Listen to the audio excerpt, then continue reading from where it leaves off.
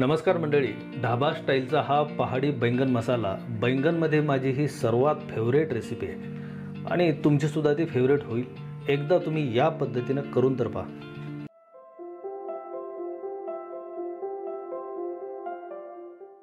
Kitchen स्वाद तडकामध्ये आपल्या सर्वांचं स्वागत आहे. तर इथं आपण मध्यम आकाराची आणि थोडी जांभळी वांगी जी आहेत तर ती आपण घेतलेत आणि त्याला आपल्याला या प्रकारे असे उभे आणि आडवे छेद द्यायचे की जसे आपण नेहमी देतो.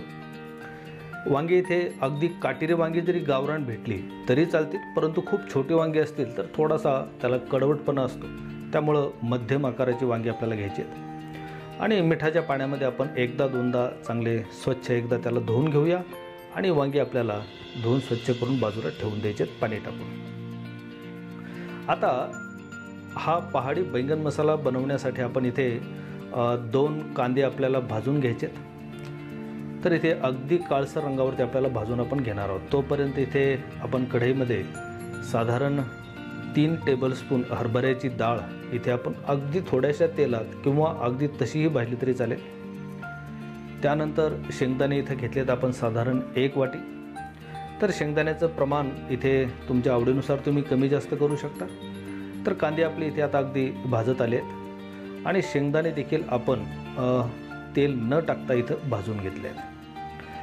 आता कांदे एकदा भाजून घेतल्यानंतर आपल्याला इथं खोबरं देखील भाजून घ्यायचं आहे. तर साधारण एक 25 ते 30 ग्रॅम 2 मोठे तुकडे आपण इथे भाजून घेतले आहेत. आता अगोदर हरभऱ्याच्या डाळीचे आपल्याला बारीक पूड करून घ्यायचे.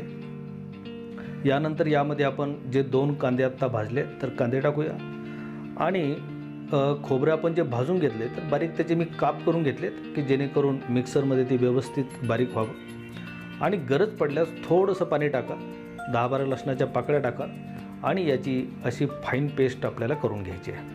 आता यामध्ये हा पहाडी काळा मसाला याची रेसिपी लिंक खाली डिस्क्रिप्शन बॉक्समध्ये आहे.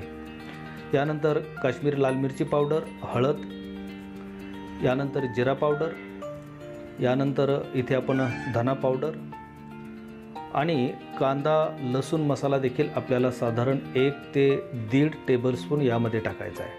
तर हा पहाडी काळा मसाला समजा जर नसेल तर तुम्ही साधा आपला घरगुती काळा मसाला टाकला तरी चालेल.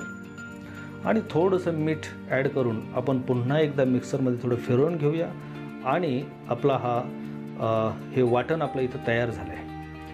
आता यानंतर त्याच भांड्यामध्ये जे शेंगदाणे आपण आत्ता भाजून घेतलेले होते तर आपल्याला थोडेसे जाडसर या प्रकारे क्रश करून घ्यायचे आहेत. आणि हा कूट एकदम बारीक नको आहे, तर थोडं असे ग्रॅन्युल्स त्यामध्ये राहायला हवेत. आणि अगदी थोडंसं तेल टाकून आणि थोडंसं मीठ ॲड करून आपल्याला हाताने मिक्स करून घ्यायचं आहे. तेल त्याला लागायला हवं. हा कूट आपण डायरेक्टली वांग्यामध्ये भरणार आहोत, तर थोडंसं मीठ देखील त्यामध्ये ॲड करूया. तर हा पहाडी बैंगन मसाला कित्येक ढाब्यांवरती देखील आता हा बनवला जातो आणि याची टेस्ट ॲक्च्युअली जो पहाडी मसाला आहे तर हा जो काळा मसाला आहे तर त्यामध्ये त्याची टेस्ट आहे. आणि या प्रकारे सर्व वांग्यांमध्ये आपल्याला हा कूट व्यवस्थित भरून घ्यायचा आहे या प्रकारे. तर पहाडी बैंगन मसाला बनवताना अजून एक गोष्ट आपल्याला ध्यानात ठेवायची आणि ती म्हणजे याचा जो मसाला आहे तो जेव्हा आपण तेलामध्ये त्याला फ्राय करणार आहोत तर परतताना थोडासा वेळ जाईल, परंतु जितका अधिक मंद आचेवर आपण त्याला परतून घेऊ तितकी त्याची टेस्ट वाढत असते. त्यानंतर इथे आपण साधारण 2 डाव तेल घेतले, थोडीशी मोहरी, जिरे, यानंतर यामध्ये थोडासा हिंग आणि आपलं हे वाटण आता आपल्याला यामध्ये टाकायला हरकत नाही आहे. आणि फ्लेम इथं बिलकुल लो करा. थोडासा वेळ लागेल, परंतु आपल्याला हा अगदी ज्याला आपण काय म्हणूया की मसाल्यांचा जो दरवळ आहे तर सगळीकडं अगदी असा घरभर पसरला पाहिजे, अगदी बाहेरपर्यंत पसरला पाहिजे.